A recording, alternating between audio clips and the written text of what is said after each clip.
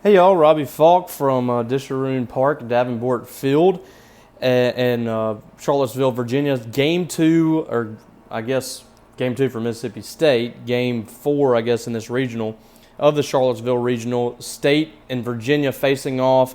It was best on best, pretty much. I mean, you can kind of flip a coin at this point between Cal Stephen and Drangelo Sangio. They've both been incredible for Mississippi State this year. So State was pitching basically an ace pitcher against Virginia's ace pitcher. And it was a really good battle between these two teams all game long. But the difference in the ball game was the clutch hitting. Virginia had it, Mississippi State did not. And Virginia gets a 5-4 win over the Bulldogs in this one. Walk-off victory for the Cavaliers on an error to end the ball game on Amani Larry. And it is another heartbreaker for Mississippi State. 13 one-run losses now for the Bulldogs in the year in 22 games. I don't know if I've ever seen that for a Mississippi State team. I'd have to go back and research. But all but 9 games this year, 13 losses by 1 run. The other 9, not by a run, but, you look at the other games and there's the majority of them have been by 3 or less runs. So this team has lost so many games close, and a lot of them were because of what we saw on Saturday night. I think the biggest thing in the ball game for me, the difference in the game was the lack of clutch hitting for Mississippi State and the production in those clutch moments for UVA. You can go back to the second inning. You got a guy coming up there in the 8 hole with 2 outs, gets a 2-run triple to give them the lead in the ball game, and then they come back. Same guy comes and beats you again in the 7th inning to tie the ball game up at 4-4, and then you get a clutch hit again with 2 runners on base, runners at the corners, 1 out. You get a ground ball hit to Amani Larry. He can't make the play at second base. Even if he did make the play at second, it was really going to be tough to turn that, but didn't make the play, and Mississippi State loses the ball game. I just don't think I can blame pitching or defense for this. We saw too many great plays from Mississippi State defensively in this game. We saw too many big pitches from Drangelo Sangio and even Tyson Harden. He had a big inning in the 8th inning to get Mississippi State out of a little bit of trouble there. It was the offense for me, and it's been the offense for me in regards to Mississippi State all season long. This is the 3rd or 4th best offense in the country when it comes to batting average. I'm not sure where they are in home runs, but they're up there. And, they've been good all season long offensively. It was always going to take probably 5 or 6 runs for Mississippi State to win this game. It turns out it would have taken 6, and that was kind of my number before the game. I thought State would need to score 5 or 6 to win this game. They scored 4. And it wasn't for the lack of opportunities. This team has done 2 things this year, really 3 things. One of them has been they've been able to get some clutch hits in certain situations. So they have shown the ability to do that, but they've also been inconsistent in that regard. They've had a lot of games where they haven't been able to come through with clutch at bats. And then there's the other part of it is they have had long stretches of not being able to do much of anything on offense. And this was a game, we've seen it in the last few weeks, and we saw it against Arkansas in a big way when they had 38 guys left on base, I think, in those 3 games. You leave 9 on base in this game. It wasn't for lack of getting base runners, which is what we saw in the first game against St. John's yesterday. State just wasn't getting guys on base that often yesterday. They had them on base in this game. Hunter Hines, I thought, is starting to come out of it a little bit. He's been slumping hard. Yesterday he got a big hit. He had another hit that he lined to right field. And then today he comes through with a huge 3-run home run in the 3rd inning. You give up those 2 runs on that triple, and you come right back and punch Virginia in the mouth. I thought that was really big for Mississippi State's chances in this game to punch him right back in the mouth, because you knew Drangelo Sangio was going to fight for you on the mound, and that's exactly what he did. But it also started to kind of bring Hunter Hines out of his slump. Got another hit in the ball game. Had another ball that was struck pretty well. So he finished the game 2 for 4, had 3 runs driven in, and also walked in the game. So you're starting to see him have better at bats. Dakota Jordan, again, another good game. He struck out twice, but was 2 for 5 after hitting that home run yesterday. and he had a big strikeout, obviously, in that 7th inning. So let's go back to the 7th inning. I thought Jurrangelo and the MSU defense was just incredible from the 3rd inning until the 6th. Those 4 innings there, we saw so many great plays, and it was from a lot of different players. Amani Larry made a good play. David Mershon made a good play on a double play. Logan Kohler made a great play. Hunter Hines was exceptional at first base. Jurrangelo St. made 2 really good plays coming off the mound, or actually 3, I think. So the defense was exceptional for Mississippi State for most of this ball game, and they really gave them a chance because Virginia never stopped hitting the ball hard. This is one of the best lineups I've seen this year, and they hit the ball hard all day long. It didn't matter if Jurrangelo was in there or Tyson Harden. They were smashing it. But Jurrangelo gave up 3 hits and 2 runs in that 2nd inning. Over the next 4 innings, Jurrangelo only gave up, I think, 1 hit, no runs, and that's about it. Maybe a walk. Struck out 5 batters. He was really good during that stretch. Started laboring a bit in the 7th, and this is where things turn. And we'll start with the top of the inning. You chase the starter, which I thought State looked really good against the starter Blanco, who is their ace pitcher. They only have 1 or 2 guys. I think 2 guys have been their station starters, and they've just had to piece it together the rest of the way. This is not a great pitching staff. They've relied heavily on their hitting. 3rd best offense in the country, but they're the 12th seed in the NCAA tournament, which tells you that they haven't been great on the mound. Blanco's been really good. Blanco came in with an earned average under 3.5, so he's been obviously their best guy. And State really saw him well. I thought they had some really good at-bats against him, did strike out 7 guys. They weren't able to walk against him, but hit the ball hard. He gave up 8 hits, 4 runs in 6 innings. And State chases him after getting a leadoff hit from Aaron Downs. This was the inning where State needed to put him out.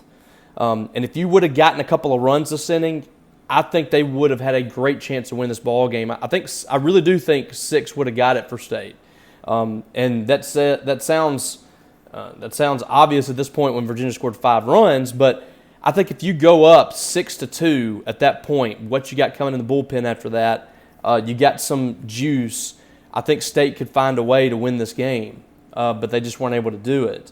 You bring out Blanco, you bring in a freshman, and this is where the game started turning. You get a leadoff single from Aaron Downs, and you've got Johnny Long coming up. Long's laying down a bunt to try to get that insurance run, and he's been one of State's best bunters this year. I know a lot of people have been talking about the fact that he hasn't really come through with hits, but as far as running and bunting and his base running, he's actually been pretty good, and definitely above average, I would say, for a catcher. And he bunts it too hard to third base. I thought that was a big play there. You give away the out, and you don't get a runner down to second. Now, you did get Amani Larry up to Amani Larry to walk, and you moved Johnny Long over to second base with 1 out. So you still had a chance here to come through. Augustine was kind of, I wouldn't say melting, but he was shaky. The crowd, the environment, this is a freshman. I thought it was getting to him a little bit. He walked Larry, and then he got down 3-0 on David Mershon. And you're about to load the bases for Dakota Jordan, who's been seeing it pretty well with 1 out. Dakota Jordan, Hunter Hines coming up with a freshman in there. I think State could have broken the game open. Instead, David Mershon takes on 3-0. It misses low. It's called a strike. And I'm not being a homer on this. I've got a view of TrackMan in front of me in the press box that showed that the ball was several inches low. It was clearly a ball, and it was almost like the umpire gave him that strike there on a 3-0 count. And then you come back, it was a borderline pitch on the 5th pitch of the at-bat, so that was another possible miss there. And then David Mershon flies out. Huge at-bat. Completely, to me, changes the whole game for Mississippi State. I'm not going to blame umpiring on this. State had their chances still.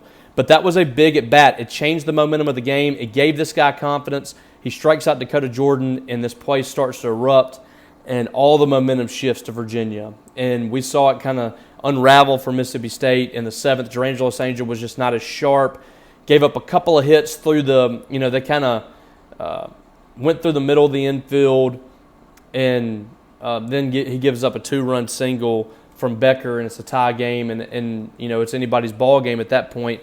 Tyson Harden did a really good job getting out of it in the 8th after giving up a leadoff walk. He got 2 big strikeouts against the middle of the order after giving up that leadoff walk, and I thought that was big. But State had 3 straight innings in the 7th, 8th, and 9th. They have 2 runners on base, and they didn't score a single run out of it. And the last 2 innings, the production came with 2 outs, so it was kind of late. But they had 3 at bats with runners in scoring position with 2 outs, didn't get a single hit off of them, and that's big. They did it early in the ball game, but they couldn't finish, and I thought that was huge. And then Virginia just makes you pay for it. You got a leadoff double in the 9th, and it really felt like the inevitable was about to happen at that point. So State drops the ball game 5-4. So looking ahead now, it's going to be really tough, obviously, for Mississippi State to win this regional. It's going to be really, really tough. You've got to win 3 games now in 2 days. They have done this before. I was present for the last 2 road regionals, and Mississippi State came out of the losers bracket in a worse situation with a worse pitching staff. They did it twice. You look back at 2017, Mississippi State goes to Hattiesburg. They lose that first game in Hattiesburg. They come back and they win 4 games in 2 days and take that regional with a pitching staff that was completely depleted. That Andy Cannizaro and Gary Henderson and that pitching staff, they were down to 6 pitchers, I think, and they somehow managed to get out of that thing and win it and go to Super Regional. Then you go to Florida State in 2018. Again, fairly depleted pitching staff and the guys that you can count on. You did have Ethan Small that was pitching pretty well. You had Connor Pilkington that was pitching pretty well. J.P. France came through for you that regional. They had guys that stepped up, and they had to come out of the losers bracket after game 1, 2, and win that one. This is a little different. For one, I think this is a better team, Virginia, than Southern Miss. And then, at Florida State, you did beat a good Florida State team, but this team is so offensive, and Mississippi State is not right now. It's going to be tough. When you don't have the pitching, Mississippi State has got to, because at this, when if they get into Monday, you're going to have some players step up for you pitching that haven't shown it as much, because you're going to throw Brooks Auger tomorrow. I would imagine you probably see Tyler Davis at some point tomorrow if they make it to another game against Virginia. They're probably Nate Dome. Just getting to Monday is going to be taxing on this pitching staff. So finding a way to win those 3 games is going to be tough. But again, we've seen it before. St. John's on Sunday, 11 a.m. Central, 12 p.m. local here Eastern Standard Time. And then if you win that, you got Virginia again at 5 p.m. If you win that, you got to play Virginia on Monday in a winner-go-home game for both teams. So we'll see if Mississippi State can do it. This is an interesting team. I mean, we've been talking about these same issues all year, and we've also been talking about the things that have made this team, one of those that just won't go away. I mean, they haven't been perfect, but the pitching staff has been way better than expected this year, and they've just kind of found ways to get hits when they've won ball games and found ways to not get them when they've lost them. And there's a lot of one-run losses in there. State's got to put their backs against the wall here and fight. That's basically where they are going into Sunday night, and we'll see what they're able to do. We've seen Mississippi State fight out of this before. It's been kind of a magical postseason team since about 2017. So we'll see if they're able to keep it going. Brooks Auger is starting for State in Game 1. We'll see who they start in Game 2. I'd imagine Pico Khan if they make it to that point. But we don't know for certain. We'll definitely be following that for sure. But stay tuned for more coverage coming to you at 11 a.m. your time on Sunday morning. And should be fun day. It'll be my birthday, so I'll likely spend most of my birthday at the ballpark. We'll see what happens from it. All right, guys, I'm going to leave you for the night. I appreciate y'all for watching. and for tuning in. I hope that you guys have a great Sunday. Stay tuned for more coverage. Follow me on Twitter at Robbie Falk on 3. Follow me on Maroon and White Daily. Subscribe there, and obviously subscribe to this YouTube channel if you aren't already. I'd really appreciate it. All right, we'll see y'all. Catch you down the road.